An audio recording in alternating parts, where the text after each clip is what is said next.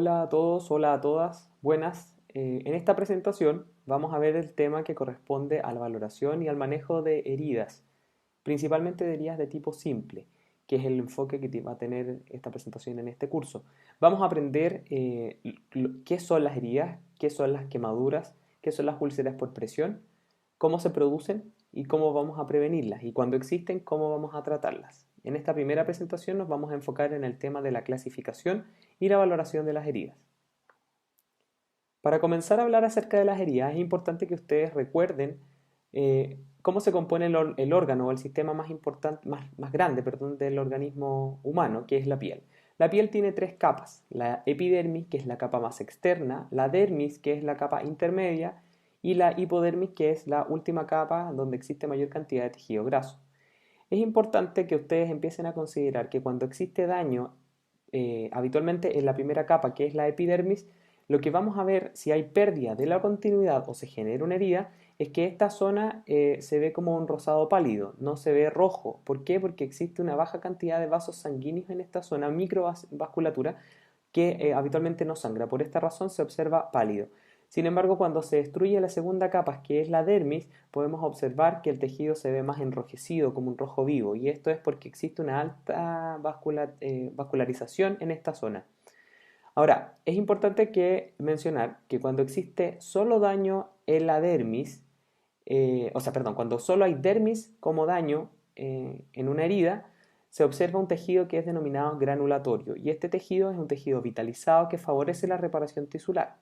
Sin embargo, cuando hay daño en esta misma dermis, se empieza a producir o generar tejidos que se llaman desvitalizados o muertos, y dentro de ellos es el que encontramos o llamado esfacelado, que vamos a ver más adelante.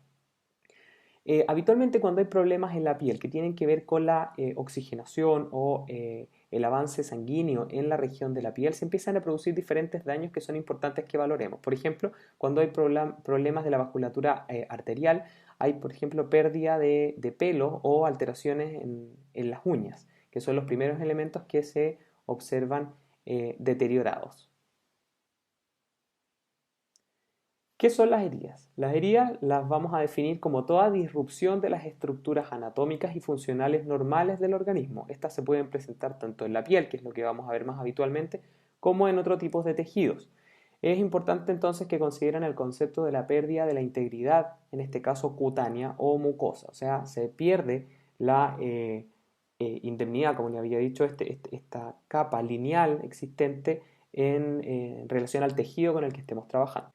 Es importante que ustedes diferencien tres conceptos con los que vamos a trabajar en esta presentación. Primero, las heridas. Las heridas van a ser una lesión que es de tipo accidental o no accidental o intencional, que tiene o no tiene pérdida de la continuidad de la piel o la mucosa. Las quemaduras van a ser también una lesión o es una herida de tejidos orgánicos que se produce habitualmente por acción de elementos externos, como lo es el fuego, el calor u otros elementos químicos que tienen contacto con la superficie que produce este daño. Las úlceras, por otro lado, son lesiones de la piel que van a tener o no pérdida de la continuidad de la misma y que se inicia generalmente un proceso de reparación que es más desorganizado. Esto se llama que es un proceso tórpido. Las heridas pueden ser clasificadas de diferente manera. Yo les voy a presentar algunas de las clasificaciones más comunes. Por ejemplo, dependiendo si existe pérdida o no de la integridad del tejido superficial, podemos denominar a las heridas como abiertas cuando sí existe o cerradas cuando no existe. En este ejemplo podemos ver dos tipos de heridas, abiertas y cerradas. Podemos ver una cirugía abdominal que está realizándose, una cesárea, en la cual hay una herida que es intencional y que es abierta porque hay pérdida de la continuidad. En cambio, en la otra imagen podemos observar una fractura de clavícula, en la cual existe rotura de un tejido que es más profundo, que en este caso sería el hueso, pero que no se observa la salida hacia el exterior, por lo tanto se considera cerrada. Otra clasificación tiene que ver con la duración. Por ejemplo, encontramos las heridas agudas o crónicas. Las heridas agudas son aquellas que tienen un inicio y un fin que está claramente definido y generalmente es de corta duración. En cambio, las heridas crónicas van a ser aquellas que no tienen un inicio claramente definido o un término y generalmente tienen una larga duración. En la imagen superior ustedes pueden ver una úlcera por presión generada en la región sacra en una usuaria de tercera edad. Estas heridas se producen generalmente, no es claro el momento en que aparecen o al menos avanzan en su gravedad y pueden desaparecer y volver a aparecer o mantenerse por mucho tiempo. En cambio, la herida que ustedes ven en la parte inferior corresponde a un defecto del tubo neural, que es una patología congénita que se produce en los recién nacidos, donde nacen con la apertura, en este caso de la meninges, por ejemplo, y lo importante es que se sabe embriológicamente cuando no se produce el cierre y el niño nace en esta instancia, la cual tiene que ser reparada prontamente, por lo tanto tiene un cierre que es precoz, o sea, sé cuándo inicia, sé cuándo termina, y es de una corta duración. También encontramos una clasificación según causa. Podemos encontrar las que se llaman traumáticas o accidentales, que son las que se producen no por una determinación propia de la persona generalmente, o las intencionales en las cuales efectivamente se reconoce un propósito de esta herida. Y aquí observamos dos ejemplos. Arriba en la parte superior hay una herida quirúrgica que claramente es intencional porque propende a la realización de un procedimiento quirúrgico para poder sanar una patología o una complicación, por ejemplo. En cambio, en la parte inferior observamos un hematoma producto de un forceps en un recién nacido, donde claramente no se esperaba este resultado al realizar el procedimiento, lo que se podría clasificar como una herida que no es de tipo intencional, ¿cierto? Podemos clasificarlas según la profundidad y aquí encontramos las que son superficiales, que habitualmente afectan solamente a los tejidos más externos, o las profundas, que afectan incluso cavidades internas del organismo. Y aquí tenemos dos ejemplos, ¿cierto? Una herida profunda, una cesárea, que es el ejemplo que hemos puesto en todos lados, en la cual observamos la salida finalmente del feto desde el útero materno. Por lo tanto, hay un abordaje a diferentes capas internas del organismo, por lo tanto es considerada una herida de tipo profunda. En cambio, abajo observamos una grieta de la papila mamaria, que es producto en algunos casos del mismo proceso de lactancia por una técnica inadecuada, y esto es más superficial porque puede afectar a capas más externas de este caso la papila. También encontramos las heridas de tipo quirúrgica. Ellas pueden ser clasificadas en cuatro categorías. Las heridas limpias van a ser aquellas heridas donde la incisión que se realiza no entra en un órgano o una cavidad de la persona. Las heridas denominadas limpias contaminadas son aquellas en que se ingresa a un órgano o a una cavidad de forma controlada. Las heridas contaminadas de Frentor van a ser aquellas en que se ingresa en un sitio colonizado pero que no está infectado. Por ejemplo, si se hiciera una cirugía de tipo digestiva, donde sabemos que está colonizado pero no está infectado. Y las heridas sucias son aquellas heridas donde se realiza una incisión quirúrgica que apunta a un sitio infectado o la misma herida se encuentra infectada. Ejemplos de esto, aquí tenemos cuatro. Por ejemplo, la primera corresponde a una herida limpia en una cirugía mamaria en la cual no se ingresa ningún tipo de cavidad del organismo. La cirugía limpia contaminada, observamos en este caso en la segunda imagen, una apendicectomía en donde se está sacando profilácticamente un apéndice que no, de forma controlada. En la tercera imagen, que es la que está abajo, encontramos dos cabos de lo que se llaman las ostomías, en donde se realiza una cirugía neonatal donde el intestino se secciona y imagínense un tubo que se parte en dos y estos dos cabos que se llaman, o la apertura intestinal, sale hacia afuera de la pared abdominal. Es una cirugía que es controlada pero en una cavidad que está colonizada. Y las heridas sucias, hay una imagen en este caso de una herida que está infectada y el abordaje de esta herida sería de este tipo. Según el aspecto se puede clasificar como contusa, aquella herida que se produce habitualmente por objetos que no tienen bordes netos. Cortante, aquella que se produce por objeto que tiene bordes netos, como un cuchillo, por ejemplo. La punzante va a ser aquella que se produce por objetos filosos, tipo arma blanca. La abrasiva o erosiva es aquella que se produce donde hay múltiples áreas afectadas de la epidermis, son los llamados rasmillones. La atrición es aquella que se produce por aplastamiento de un segmento corporal. La avulsión o amputación, como su nombre lo dice, corresponde al desmembramiento o la pérdida de una parte del cuerpo. Y a colgajo es una herida que es tangencial a la piel y está unida solo por su base. Vamos a ver ejemplos de cada uno de ellos. En la primera imagen arriba a la izquierda, ustedes pueden observar la herida contusa, o sea, un objeto que no tiene bordes netos o filosos y que golpea una zona y se genera este hematoma con cambios de diferente color. La segunda herida es una herida cortante en la cual existe un corte producido por un elemento filoso. La tercera es una herida de tipo punzante en la cual, como observan en la imagen ustedes, es una inserción de un catéter vascular que tiene una punta, por lo tanto genera este tipo de herida. Y la herida abrasiva o erosiva es aquella, entonces, como la que aparece en el ejemplo, que es la clásica cuando se produce cuando los niños, por ejemplo, los adultos se caen. En esta imagen encontramos en la primera imagen a la izquierda la atrición, ¿cierto? El aplastamiento, cuando cae, por ejemplo, un objeto grande y pesado sobre el pie en esta imagen. La amputación, ¿cierto? O la avulsión, donde hay pérdida en este caso del tercer dedo o el dedo medio. Y en la herida de abajo encontramos a colgajo. Imagínense que este sector que está más negro hubiera caído ese pedazo de piel por un corte y que se vuelve a colocar en la misma zona. Uno de los bordes tiene que quedar unido al resto de la piel y el resto queda como un colgajo, queda colgando. Y eso es lo que se denomina colgajo. Las quemaduras, como ustedes observan, encontramos tres clasificaciones actualmente, las tipo A, AB y B. Antiguamente se llamaban según el grado. Las tipo A son aquellas que se producen, aquí teníamos las que eran de primer grado antiguamente y las de segundo grado superficiales antiguamente. Estas son heridas en que habitualmente son más leves, se produce eritema, que es como un enrojecimiento de la zona superior y se puede producir principalmente por ejemplo, quemaduras de sol o con líquidos calientes, que no estaban tan calientes.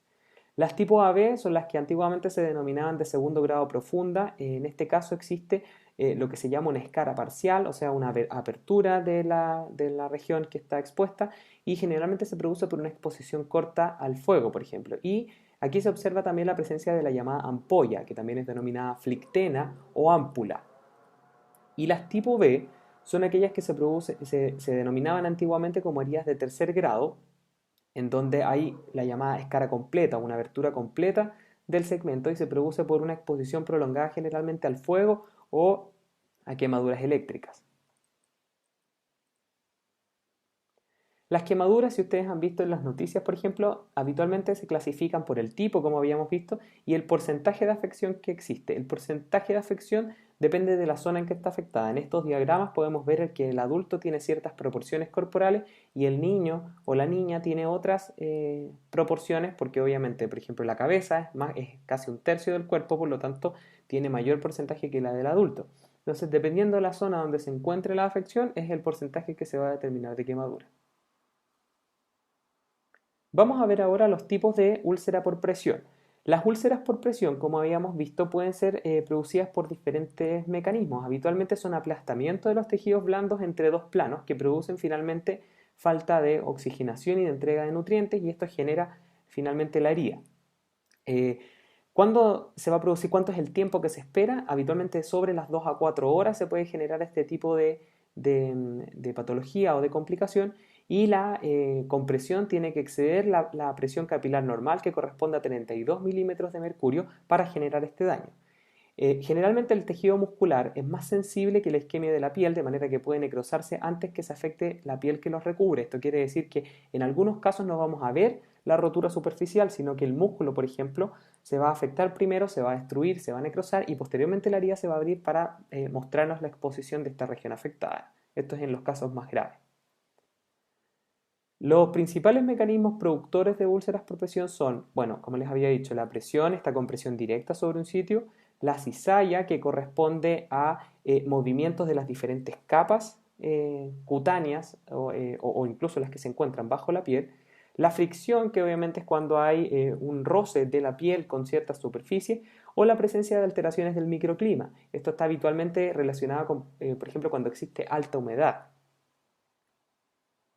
¿Cuáles son las nuevas implicancias? Entonces habíamos visto que la presión puede afectar la fricción, lo que se llama el pinzamiento vascular, que con estos movimientos se ocluyen los vasos, no irrigan bien la zona y esto produce el daño, el cizallamiento y esta humedad que habíamos visto es uno de los últimos puntos que se abordó en los últimos años y denomina unos nuevos tipos de úlceras por presión denominadas MAST o lesiones cutáneas asociadas a la humedad, las LESCA.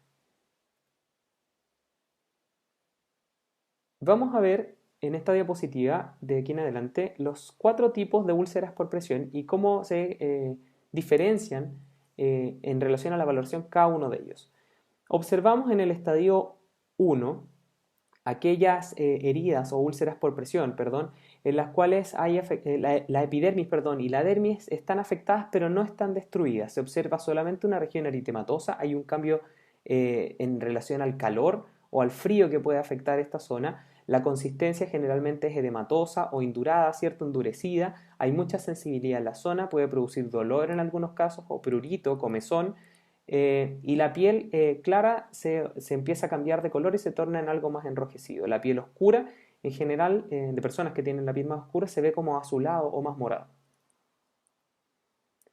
En el estadio 2, que es la siguiente etapa, se caracteriza porque hay una pérdida parcial del grosor de la piel y aquí ya se encuentra afectada la epidermis y o la dermis, por lo tanto podemos observar este tejido más enrojecido.